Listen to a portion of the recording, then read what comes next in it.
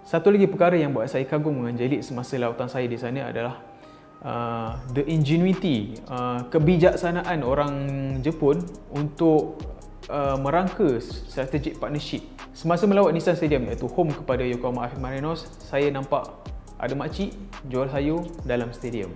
Rupanya, kebun sayur yang dimiliki oleh makcik ni, keluarga makcik ni sebenarnya adalah salah satu penaja kecil, kira penaja IKS lah, industri kecil sederhana yang bekerjasama dengan Yokohama F. Marinos. Kemudian bila saya jalan lagi, saya ternampak satu bilik yang unik, yang menarik perhatian saya. Dalam bilik tersebut ada banyak budak-budak tengah main, ada budak-budak yang tengah tidur. Dan bila saya tanya orang J-League, rupanya itu adalah bilik nursery. Basically dalam bilik tersebut, fans Yokohama F. Marinos yang punya anak kecil boleh drop anak mereka, kemudian mereka boleh tengok game secara tenang tanpa gangguan daripada anak mereka. Duit-duit tajaan kecil yang dikutip oleh kelab-kelab J-League ni mungkin tak banyak daripada syarikat-syarikat kecil, tapi impaknya terhadap matchday experience sangat-sangat besar. Bila syarikat-syarikat kecil ni buat bisnes di stadium, suasana stadium menjadi meriah.